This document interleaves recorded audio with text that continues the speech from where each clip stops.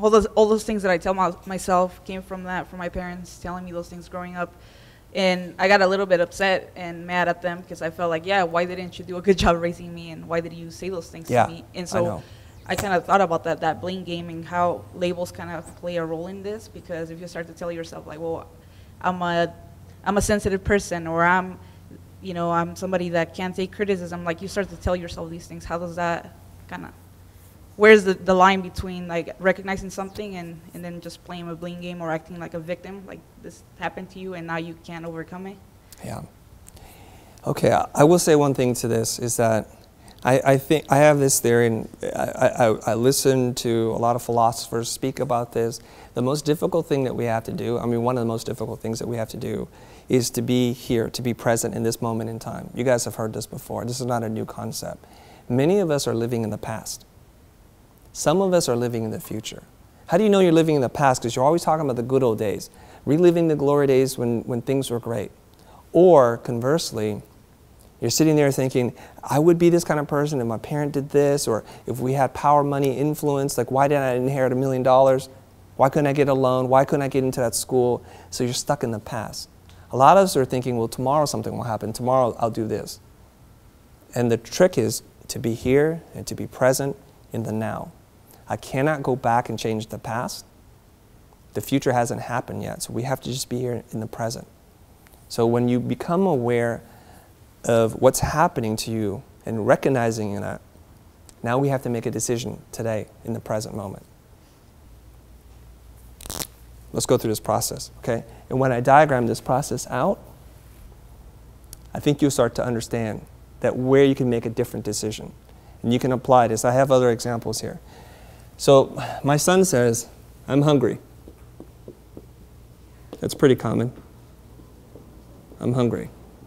Now my wife would normally just spring into action.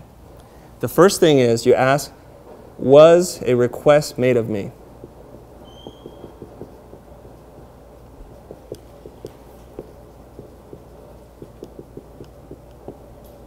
Okay? Was a request made of me?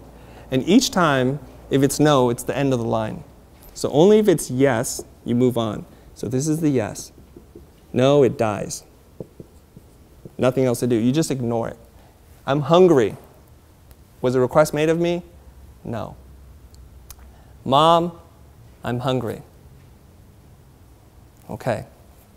Now, was a request made of me? No.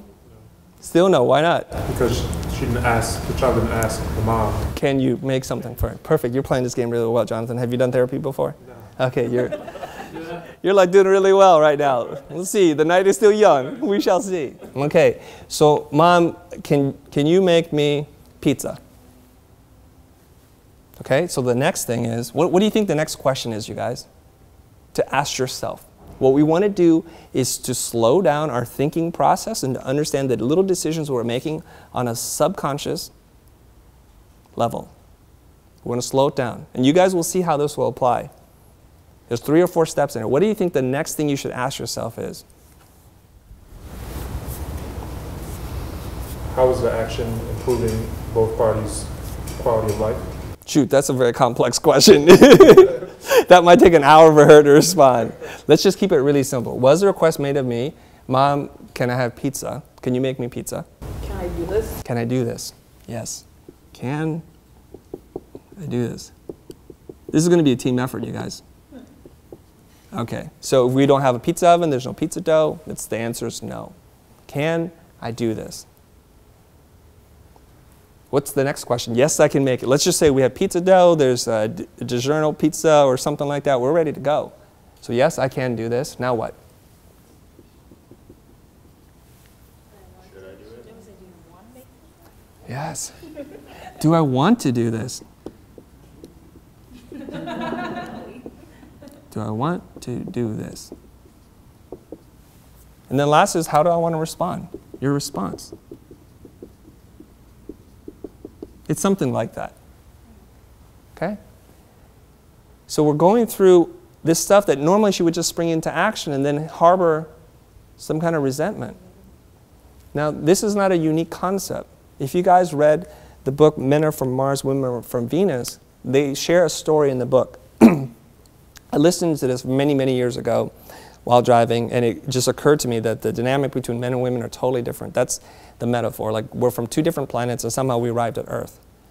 So the same story goes. A woman was really annoyed at her husband because he kept throwing his socks and leaving dirty clothes around the house. So she would dutifully put it away, and after a while she would be totally resentful and it would explode into something. So the therapist told her, don't do anything. Don't do anything, because you think your husband is taking you for granted, and you become resentful and you take it out on him. So don't do anything. And why are you so compelled? Well, the house is messy and it smells and it'll never happen, all that kind of stuff. So day 1 it does, day 2, day 3, day 4, it's getting out of control now. It's bothering her just thinking about it. This is like an imaginary situation, okay? You're just like, not feeling that. Okay. So we're going to resist the urge to do what we want to do and then blame somebody else for doing that thing. So she stopped doing it. It got out of control. And eventually the husband's like, gosh, this usually gets cleared up. He goes and cleans it up. And in doing it himself, he gets a great appreciation for what his wife has been doing this entire time. So we spring into action without even thinking about what we're doing. And then the output is we're feeling negative about it. Why would we do that? Now, what we want to do is, when it comes to the situation with my cousin and his father, and feeling that his father is the one who put this idea in his brain, he loves his dad. He doesn't blame his father. But when he hears this thought again in his mind, you're not living up to your potential, he has to ask himself, is that something I would say to my son or not? Then he can make the decision today to act on that or not. So it's a choice now. Once you become aware of this, like when you're getting angry, one of the things is just to say to yourself out loud, I'm aware I'm getting angry. And just the awareness of it, and it's like, how do I want to respond? Where do I want to take this? It allows you to slow it down and put it away. And you can even say that now. When you're getting into a conversation that you feel uncomfortable with, you can say, this conversation is now making me uncomfortable. Now, before it leads into something that both of us might say or to regret later on, my suggestion is we should take a break. Let's hit time out on this, and let's circle back to this later.